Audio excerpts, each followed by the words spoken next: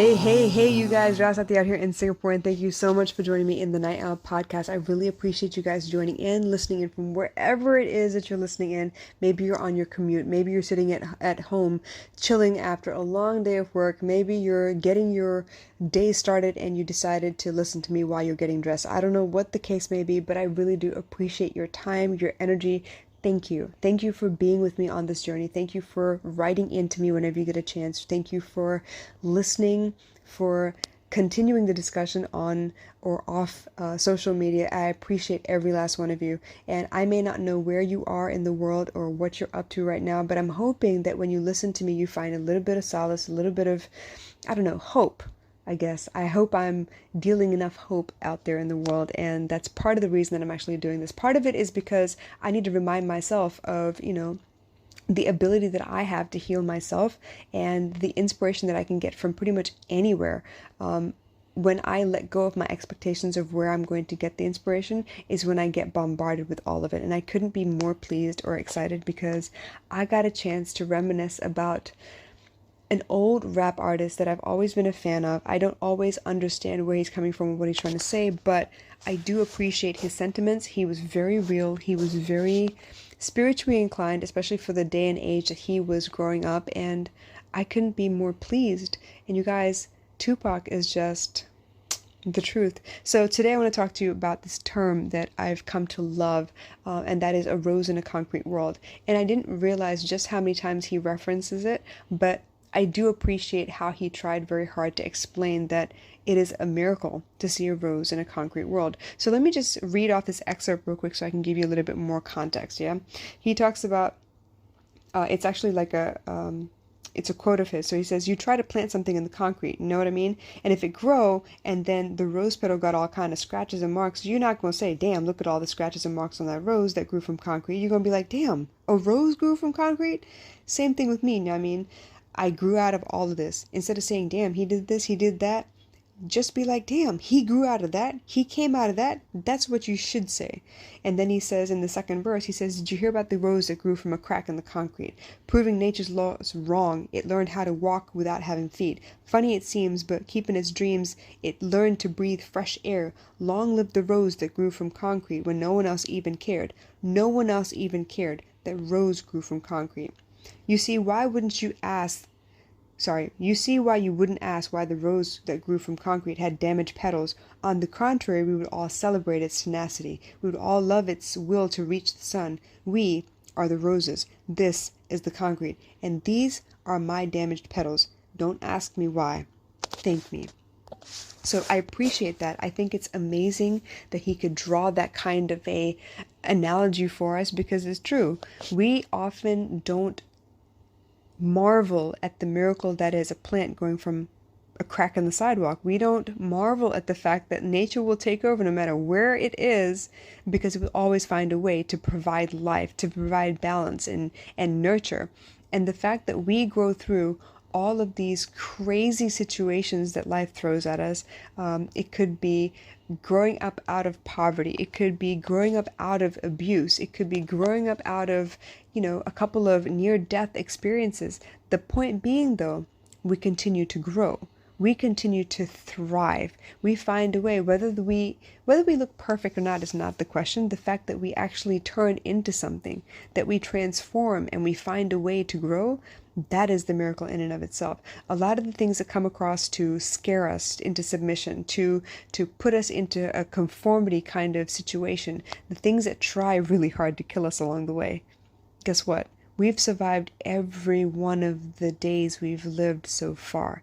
And yes, surviving is its own thing. Thriving is the next level of that. But guess what? Surviving is the first part. So if you can find a way to survive from one day to the next, I commend you. If you have a way to battle all those demons inside of your head and you come out winning every day, as in like you are still alive, you're still choosing to be here with us, you're still choosing to face the next day with a smile on your face, hopefully. And even if you can't muster a smile, you get out of bed and you do it anyway. Oh my God, you need to celebrate how big a win that is, because a lot of us don't.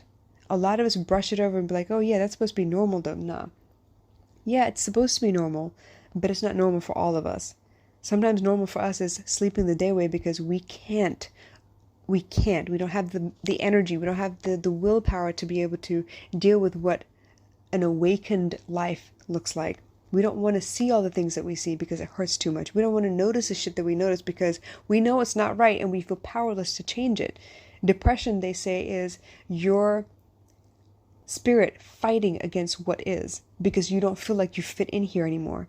The facade you created one time no longer fits you, and you're not even sure what to do about it because you're not sure you can let it go yet. You've been comfortable, and you're not sure if you're ready to embrace whatever happens on the other side of that because you've never done this before. This is brand new.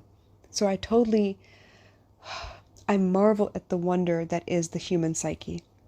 You guys will recover from almost anything, but the decision to recover is yours and yours alone. The decision that you're going to fight on, you're going to find a way through all of this. The decision that we make sometimes, like, you know what, I will never be in this position ever again where I have to struggle for food, where I have to scrape together to, make ends meet, where I have to wonder where I'm going to get my next meal from, where I'm going to sleep tonight, who's going to take care of me, if I have anyone left that I can actually ask for help. I will never be in this place again. That decision right there, that resolve, that tenacity, that needs to be celebrated.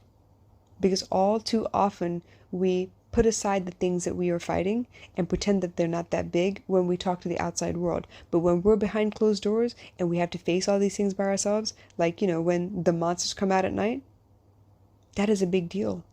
That is a lot for you to carry. That is a lot for you to fight. It means a lot for you to wake up the next day and do it all over again. Sometimes you're in a position where you don't know that you can get rid of these demons because no one's ever taught you how. No one's ever told you that they can. Maybe all you've ever seen is the fact that people are fighting their demons day in and day out, and this is just the way that it is. Maybe you've seen people, try and wash it away with alcohol or smoke it away with whatever drug they're using. Maybe they do what they can by finding love in someone's arms just for the night, because while they're doing the act of intercourse, they're not thinking about their demons. They're otherwise occupied and they can be, distracted by the pleasures of the flesh or whatever.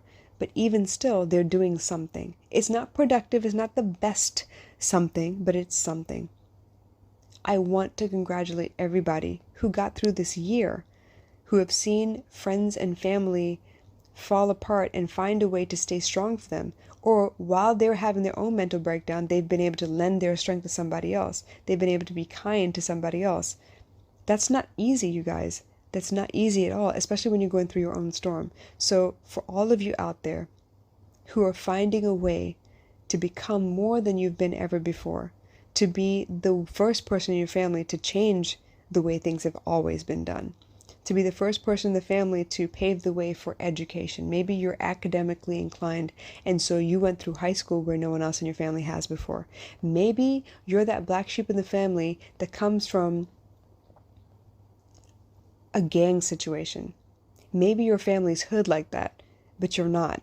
And you stand apart, and you're proud to stand apart amidst all of the bullying, amidst all of the coercing to come join the life, and you've managed to stand apart. That's something to be commended. Maybe you are an artist, and in a world where everyone's trying to do the same thing or outdo each other on the same kinds of platforms, the same kinds of designs, you're daring to be completely different.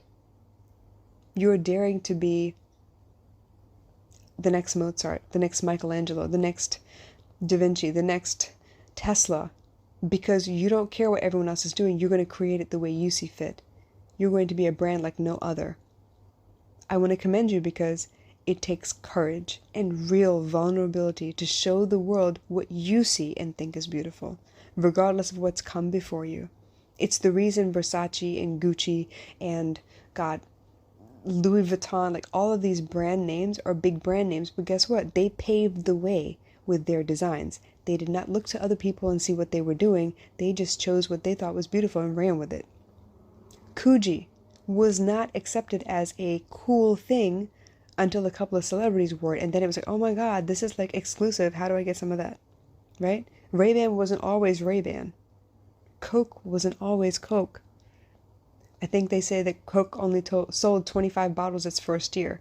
Yeah, well, it was different. And guess what? Since then, you have all kinds of dark sodas that popped up. You have Dr. Pepper and Mr. Pibb, and you have Pepsi. Come on, the number one contender is Pepsi, right? and you have root beer, and you have, I don't know, all kinds of other things. But they had to be the first. McDonald's had to be the first. And then you have all the other burger joints, right? Everyone has something that they can contribute. And it doesn't matter where they came from. The possibilities are endless. It just depends on if you're brave enough to run with the dream that's in your heart. So, to all of the roses that are growing from concrete, despite their circumstance, despite where they came from, they're forcing themselves to work at a better life. I thank you. I applaud you. I commend you. I look up to you because I'm trying to do the same. And no, I didn't come from a bad background. I came from a lot of pain, but it wasn't a bad background. I come from a barely privileged family, because if I wasn't privileged, I wouldn't have lived in as many countries as I did. But it was a different kind of pain. It was a different kind of experience for me. And based on everything that I've felt and everything that I've suffered through and everything that I've cried over, I'm going to try my level best to make sure that I leave the world better than when I found it. I'm going to try my level best to make sure that if I find out anybody is suffering, I will offer them whatever I know to help them ease their own suffering and ease their pain so that they can learn to heal themselves, because I learned to do it for myself. And it's almost like that great diet that you took and you actually were able to keep the weight off. This is what I'm saying. I found a great plan that worked for me to help me manage my emotions, because let me tell you, I had a really, really bad temper for a long time. I managed my emotions. I have successfully not actually lost my temper in a very long time. I'm talking about 15 years now. I feel pretty good about that. In the face of pure frustration, and still haven't lost my shit, and I'm pretty good about that. I feel pretty good about that.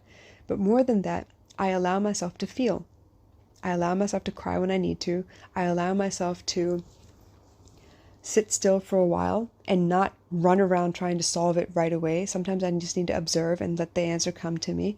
And I learned all of that, unfortunately, trial by fire. But I've been able to maintain that sense of peace for quite some time now, at least 7 years. Since I left my last relationship, which was quite chaotic and full of drama, I have kept the drama off successfully for 7 long years. And I feel good about that. I feel really strong about that. So, once again, to all my roses growing from concrete, congratulations. Now I need you to bloom and thrive and really enjoy your lives. I hope that helped you guys, and I will catch you again soon. Bye.